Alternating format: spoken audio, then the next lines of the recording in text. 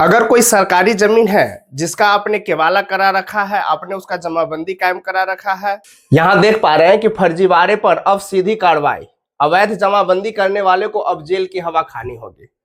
मतलब अगर कोई सरकारी जमीन है, कोई सरकारी जमीन है जो सीएस सर्वे, जो कैडेस्ट्रल सर्वे 1905 में हुआ था, उसमें अगर जो जमीन का किस्म है वो सरकारी जमीन है और उसका आपने केवाला करा रखा है, आपने केवाला करा रखा है, उसके आधार पे आप मोटेशन करा रखे हैं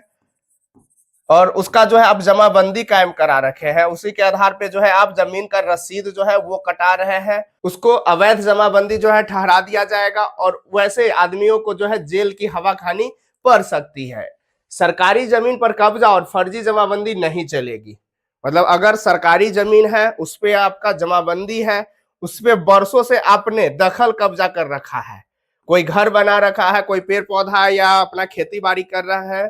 फिर भी जो है आपको वो जमाबंदी नहीं चलेगी। अवैध जमाबंदी, अवैध जमाबंदी क्या हो, बहुत ऐसे रैयत है जो कि सरकारी जमीन का जो है वो केवाला करा रखे हैं, बासीगर पर्चा या कुछ भी जो है पर्चा बना रखे हैं और उसी के आधार से अपना जमाबंदी कायम करा के उसको लगान जो है, रसीद जो है वो कटा रहे हैं, अपना ऑनलाइन रसीद पे कर रहे हैं। तो वो सब चीजें जो है आपको अवैध जमाबंदी के अंदर आ जाएगा। इसमें है कि अवैध जमाबंदी करने वाले को अब खानी होगी जेल की हवा। यहां साफ साफ लिख दिया गया है कि अगर ऐसे जमीन जो कि सरकारी है, वो आपका 1905 में जो सीएस सर्वे हुआ था उसमें अगर सरकारी जमीन है और उसका आप जमाबंदी कायम करा रखे हैं, केवाला करा रखे हैं, तो आपको जो है जेल की हवा खानी पड़ सकती है। अवैध हस्तांतरण पर पूर्व रोक लगा दी गई है। अब मतलब वैसे जमीन का जो है कोई आप केवाला नहीं करा सकते हैं, उसका जमाबंदी कायम नहीं करा सकते हैं, उस पर जो है पूर्णतः रोक लगा दी गई है।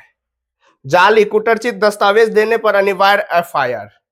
मतलब जो आपका डॉक्यूमेंट्स है वो अगर जाली है, जो आपका दस्तावेज है वो सरकारी जमीन का दस्तावेज आप बना रखे हैं, तो उस पे आप पे जो है अनिवार्य एफआईआर किया जाएगा, आप पे जो है प्राथमिकी जो है वो दर्ज किया जाएगा और उसमें प्राथमिकी दर्ज करने के बाद हो सकता है कि आपको 7 साल तक का जो है जेल की हवा खानी पड़ सकती है।